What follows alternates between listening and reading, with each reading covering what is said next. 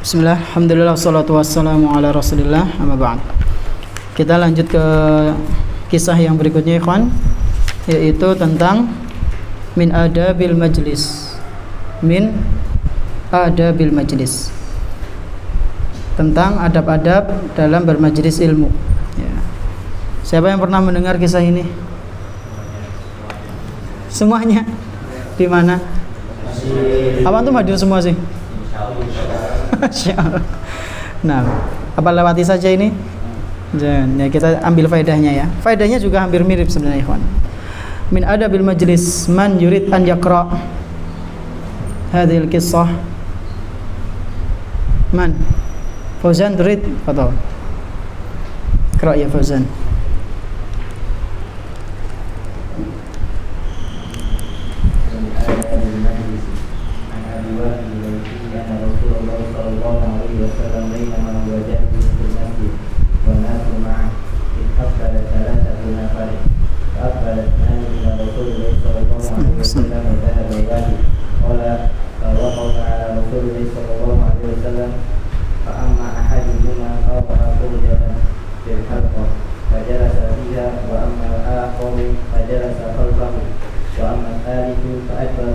Nah, stop sampai situ dulu. Dari Abu Waqid Al-Laitsi, anna Rasulullah sallallahu alaihi wasallam bainama huwa jalisun fil masjid wan nasu ma'ahu. Dari Abu Waqid Al-Laitsi radhiyallahu anhu bahwasanya ketika itu Rasulullah sallallahu alaihi wasallam sedang duduk dalam sebuah majelis di masjid. Wan nasu ma'ahu, dan di sekeliling beliau banyak manusia, maksudnya para sahabat ya, maksudnya para sahabat radhiyallahu anhum ajma'in. Id aqbala salasatu nafarin, ketika di tengah-tengah kajian itu ada 3 orang masuk ke majelis tersebut. Fa aqbala thnani ila Rasulillah sallallahu alaihi wasallam wa dhahaba wahid. Dari ketiga ini 2 diantaranya mendekat siapa, ikhwan? Mendekat ke Rasulullah sallallahu alaihi wasallam, dan yang satunya pergi meninggalkan majelis ilmu.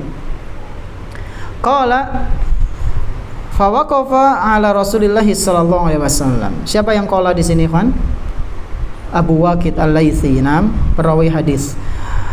Fa waqafa ala Rasulillah sallallahu alaihi wasallam. Mereka berdua ini yang tidak pergi ya, menghadiri majelisnya Rasulullah sallallahu alaihi wasallam, berdiri diam mencari tempat untuk duduk ya. Fa amma ahaduhuma fara'a furjatan fil halqah. Salah satu dari kedua ini mendekat kepada Rasulullah sallallahu alaihi wasallam karena melihat ada sebuah celah ya. Furjatan itu adalah celah. Salah satu dari mereka melihat ada celah dalam halaqah majelis ilmu tersebut.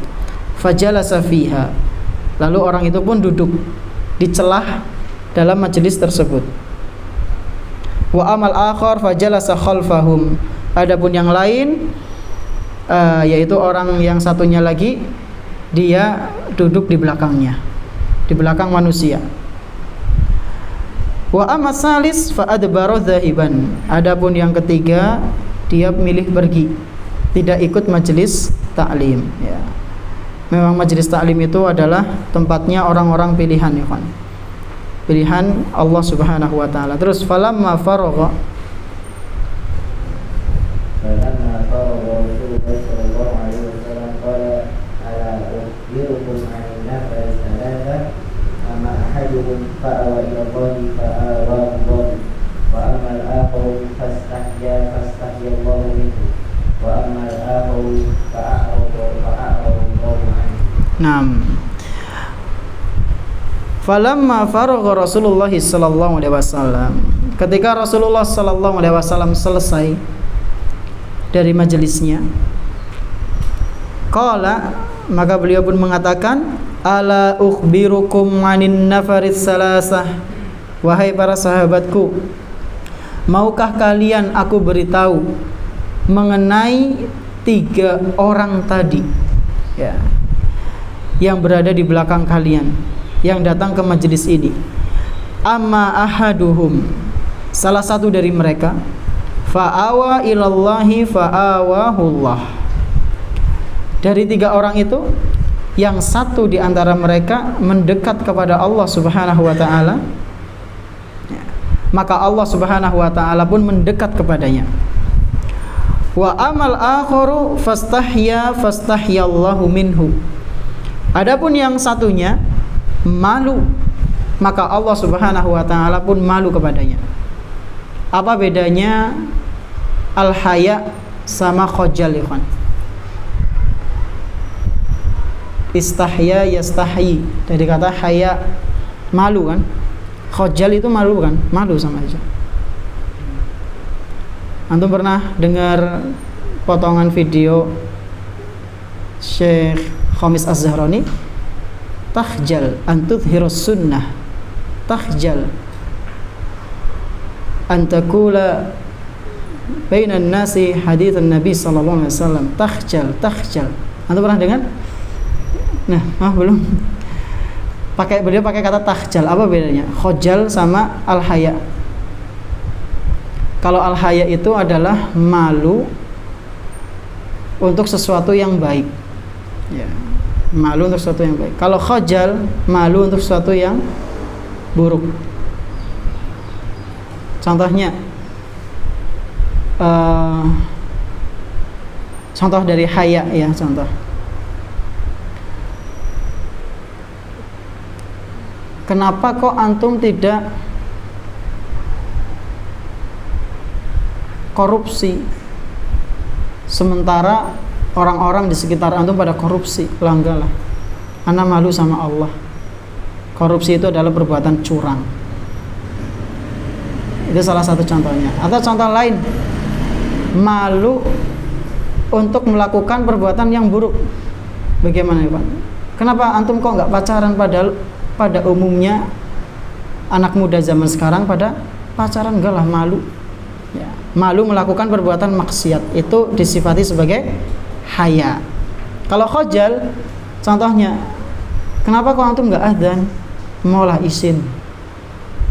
Kenapa antum kok nggak menjadi imam padahal hafid Quran, maulah isin?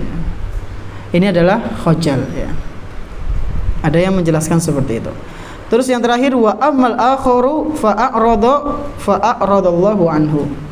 Adapun orang yang terakhir, ya, yang ketiga, dia berpaling dari majelis taklim, maka Allah Subhanahu wa taala pun berpaling darinya. Nah, hadis ini menunjukkan bahwasanya betapa pentingnya kita menghadiri majelis ilmu. Dan di antara hal lain yang menunjukkan faedah dari hadis ini adalah betapa pentingnya kita menjaga adab dalam majelis. Min adabil majelis, di antara adab dalam bermajelis ilmu. Bagaimana itu adab-adabnya? Dirinci di Mustafad minal hadis, di faedahnya. Fadal. Siapa? Nah, ikra. Antum habis ini ya, insyaallah. Al-mustafadu minal hadithi al-awwal istihbabu julusil alimi bi ashabihi wa ghairihim fi mawdi'i barizid dhahiri linnasi. Nah, ini yang pertama nih.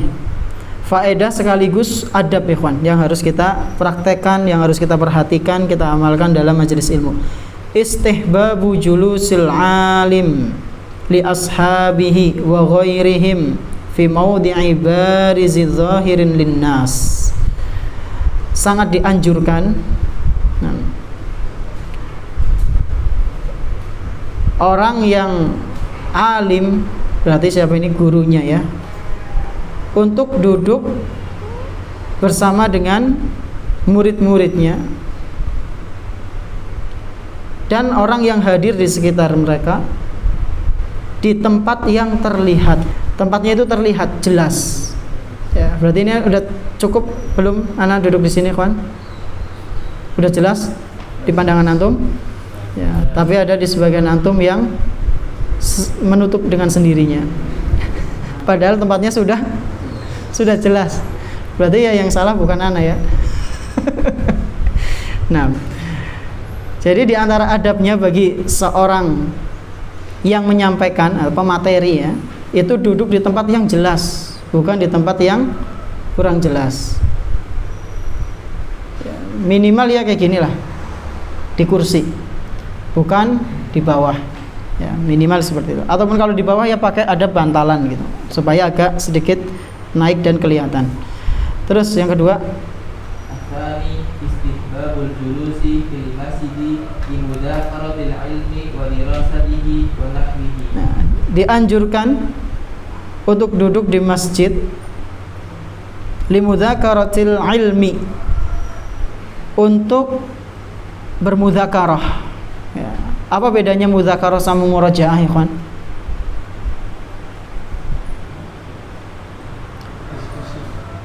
Bedanya apa sama murajaah? Sendiri, masya Allah. Di dalam murajaah belum tentu ada mudzakarah. Di dalam mudzakarah sudah tentu ada murajaah. Ya. Dan mudzakarah ini, kata Syekh Bakar, adalah salah satu cara yang cukup ampuh untuk menguatkan hafalan seseorang. Ya.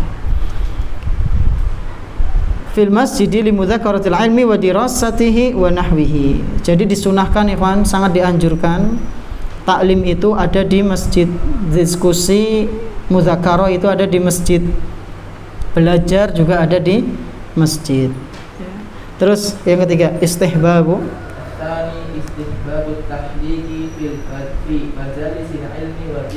nah, sangat dianjurkan untuk melingkar, duduk melingkar. Antum apa nih, persegi apa jajar genjang? Berkumpul. Duduk melingkar di majelis ilmu dan di majelis zikir. Ya. Antum kalau perhatikan video-video masyayikh di Madinah sana, ketika duduk ya mereka pada dikelilingi, ya masyayikhnya pada dikelilingi sama murid-muridnya. Terus ini istihbab ya, anjuran saja. Karahatu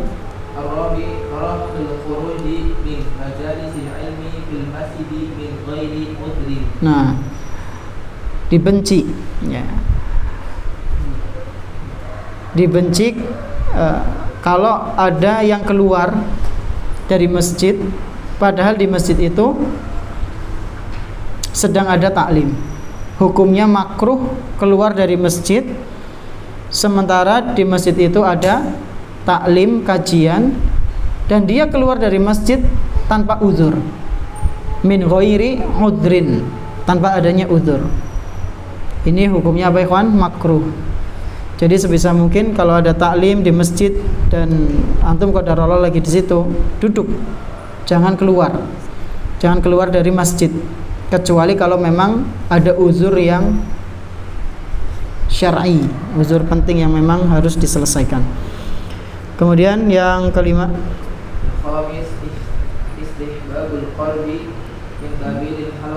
kurbi. Istihbabul qurbi min kabilil halaqati la yasma'u kalamuhu liyasma'a supaya mendengar, sama'an bainan wadihan. Nah, istihbabul qurbi min kabiril halaqati sangat dianjurkan untuk mendekat kepada orang yang paling berilmu di majelis ilmu, yaitu kepada pemateri. Supaya apa? Liyasma'a kalamahu, supaya mendengar ucapannya dengan jelas. Nah, kalau sekarang kan sudah ada mukabirus saut ya. Antum paling jelas ya di bawah soundnya atau di samping sound. Jelas nggak, Zen? Jelas ya. Ini bisa dikatakan sudah dekat kepada pemateri belum, Zen? Udah dengar dengan jelas ya, dekat dengan soundnya. Sama'an bayinan, supaya mendengar dengan jelas suaranya, wadihan ya. Ini zaman dulu ya, sebelum ada mukabirus saut memang harus dekat ya. Kayak kisahnya ketika itu Imam Bukhari rahimahullahu ta'ala ketika meriwayatkan hadis, ikhwan, jamaahnya itu kan banyak. Ketika beliau meriwayatkan hadis, beliau itu kalau meriwayatkan bilang hadatsana fulan, kemudian selesai, yang depannya nyampaikan yang ke belakang, hadatsana sampai terakhir. Kalau udah sampai terakhir, yang belakang ngasih isyarat, sudah dilanjutkan lagi. Lanjutkan baca. Jadi per paragraf nanti belakang, Masya Allah. Itu di majelisnya Al-Imam Al-Bukhari rahimahullahu ta'ala. Dan sangat syahdu sekali ya.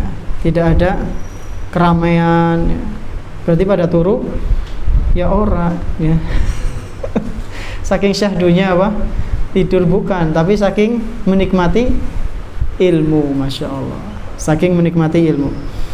Terus yang keenam, As-sadis qala halaqatu in ra'a furjatan nafala fiha wa ila jalasa wara'ahu. qasidul halqati in ra'a furjatan dakhala fiha wa illa jalasa wara'ahum. Orang yang hadir di majelis taklim ya, apabila dia melihat ada celah yang kosong, hendaknya dia duduk di yang kosong itu ya. Antum melihat celah yang kosong apa enggak? Zen? Ya duduk sini. Tapi bukan yang di sana juga ya, yang di depan ya. Ini salah satu adabnya. Ya mungkin sekarang belum dipraktekkan, tapi nanti dipraktekkan ya. Nah, bagi orang yang hadir di majelis, hendaknya melihat tempat yang kosong, dia duduk di situ. Wa illa jalasa wara'ahum. Kalau ternyata sudah penuh, silahkan duduk di belakang orang yang ada di depannya. Itu salah satu adabnya ya. Ini masih ada nih celah-celah kosong nih. Ada orangnya enggak? Enggak ada. Apa ada? Terus yang ketujuh, at-tana'u ala man kana jamilan wa ma'rufan. nah, pujian bagi orang yang melakukan sesuatu yang indah dan sesuatu yang baik. Ya, pujian itu layak bagi orang yang melakukan sesuatu yang indah dan sesuatu yang baik. Terus yang ke-8, Namin al-insanu idza fa'ala qabihan aw ghaniman wa baha bihi jaza an yansiba ilaihi. nah, ini kata Syekh ya. Seseorang itu kalau melakukan keburukan atau sesuatu yang hina, yang rendah, wa baha bihi jazaa an yansiba ilaihi, maka boleh keburukan itu disematkan kepada orang yang melakukan keburukan tersebut. Contohnya gimana? Jadi kata Syekh itu boleh menyematkan keburukan kepada orang yang melakukan keburukan itu. Contohnya gimana? Contohnya apa? Apa contohnya? Contoh ya, contoh. Di majelis tidur terus ya. Terus disematkan apa? Abu Naum ya. Karena keburukan itu dilakukan sama dia. Boleh, namanya boleh, berarti enggak wajib ya. Atau di majelis ngobrol terus, apa julukinnya? Abul Kalam ya. Atau di majelis jajan baik. Dari kajian nyanding bakso, mie ayam. Subhanallah Ustadz orang nyanding bakso, jamaahnya nyanding bakso. Nah, ini adalah suatu keburukan dalam majelis. Maka boleh ya, boleh. Contohnya ini faedahnya diambil dari hadis yang mana, Ikhwan? Lafaz hadis yang mana? Siapa yang tahu coba? Faedah yang ke-8 ini, bolehnya kita menyempatkan perilaku buruk kepada orang yang melakukannya itu. Atau contohnya tadi di majelis ada yang rame, siapa sih? Oh si fulan kayak Miki. Disebutkan boleh kayak itu. Mana ikhwan yang menunjukkan itu?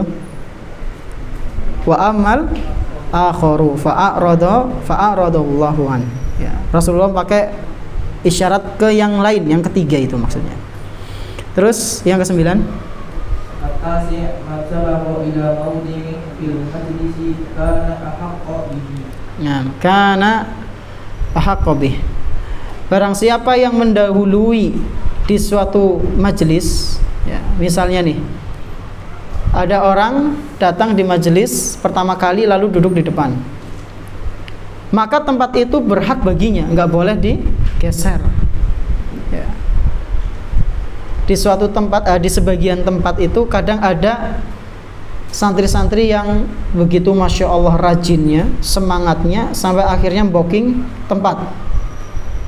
Kalau booking tempat kemudian naruh barang di situ keluar karena ada perlu, ya nggak apa-apa, nggak disingkirkan, itu jauh lebih baik. Tapi kalau misalnya udah booking tempat, tekannya terakhir, ya, itu kadang di daurah-daurah.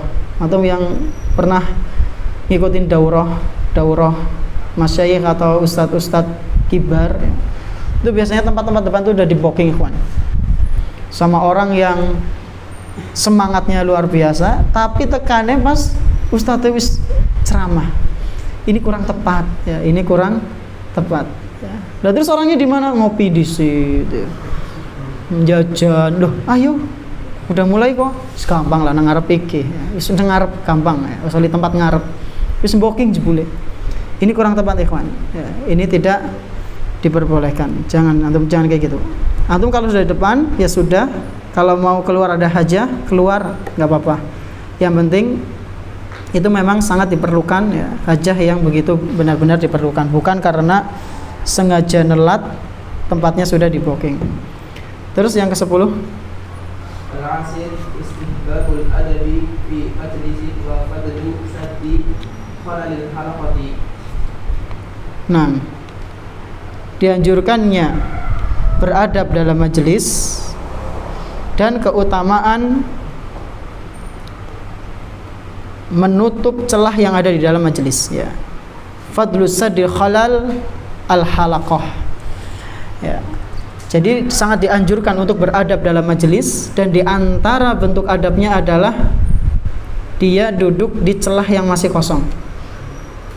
Duduk di celah yang masih kosong, bukan celah yang udah nggak ada celahnya terus antum pengen bikin celah di situ, nyonongannya lah ngusel, ya. Itu kurang tepat. Nah, terakhir al-julus.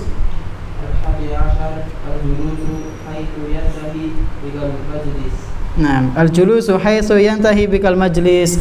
Antum tetaplah duduk sampai majelis itu selesai. Hissa khamis, ikhwan. Nah, jadi inilah adab-adab, ikhwan, dalam majelis taklim. Hendaknya kita duduk di tempat kita sampai majelis itu selesai.